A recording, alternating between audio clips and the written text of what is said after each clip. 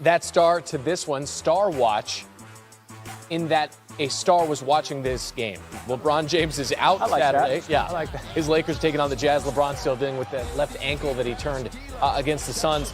And that means D'Angelo Russell time. And that means you take the bad with the good. Okay. Jordan Clarkson to Colin Sexton. Here comes Colin.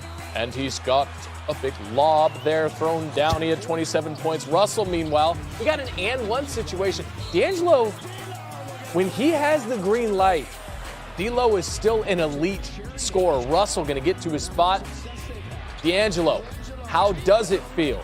He was 6 of 11 from distance. Russell's going to use another screen now. You don't see not a ton of passing in this highlight. But when you got it like that, I mean, he had 39 points in 41 minutes. But Lauri Markkanen in amongst the trees, he's going to go ahead and finish because he is finished. He's from Finland. He had 29 points. Was doing against my former employer.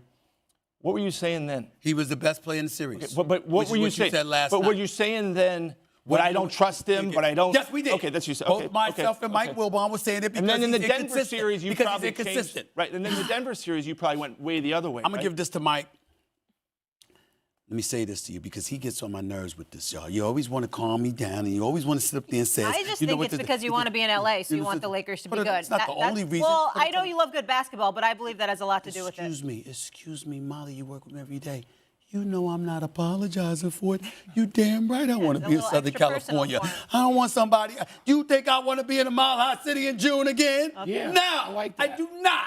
I do not. I ain't apologizing for it. That damn high altitude was disrupting my sleep. The point that I'm trying to make to y'all is this. Wilbon wants to calm me down because he wants to sit up there and say, why are you acting surprised? You know what time it is, whatever. This is basketball, fellas. All I'm saying to you is this.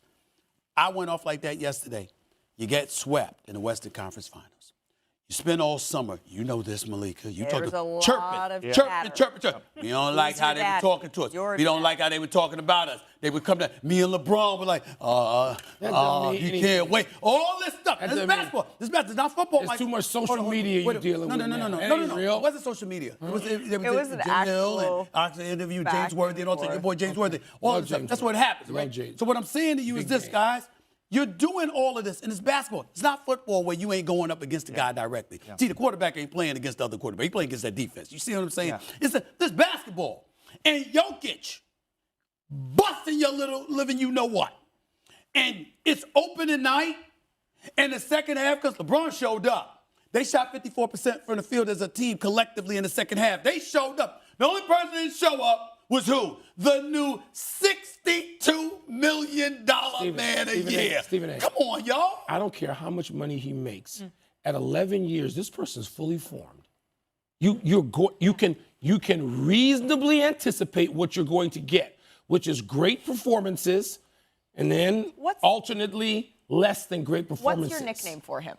Six Flags. Yes. Roller coaster. Because it's a roller coaster. And what happens after downs on a roller coaster? It goes back. They go back. He'll be great tonight. He'll be great tonight. But don't go up against Minnesota. Go up against Denver. Can I just say one thing? You know how he knows so much about roller coasters? Because have you seen his mood swings? Sometimes in the morning, chipper. About 25 and years. then sometimes it's like, don't talk to me. But first takes here. Okay. All day, yeah, every I'm just day. saying you. See what I'm saying? Nah, I'm not. But first take is and I'm steady. This is what we do. You know what? We can have this. We can go back and get the tapes of last year. Both of us. Yeah. Going up. And listen, Anthony Davis. Zero. Look, I root for Anthony Davis for one reason primarily. I root for him. Chicago boy. Yeah. Yeah. And by the way, you know because you've sat with me and I've put people on speakerphone from Chicago who get frustrated. Yes, we get very frustrated. We love him. He's ours. But Stephen A., you are not going to get out of those 20 performances that you consider maybe important in the year. You're not going to get 18 or 19 great ones. They're going to be some dips. Because we saw flashes of it in the bubble. We know it is there. When we were sitting on press row during the 2020 finals in the bubble, and everyone was talking about who they should vote for finals MVP, we knew it was going to be LeBron. But there was a couple of people who were like, should I do it? Should I circle Anthony Davis? Should I vote for him? It's because we've seen it. That's where Stephen A's frustration comes from. But I'm with Bob. They could win because of him, too, Stephen A. I know this. No, but Stephen A. wants to see it, but he wants to see it consistently. But and I want to see it against the big it's time. like we're past it.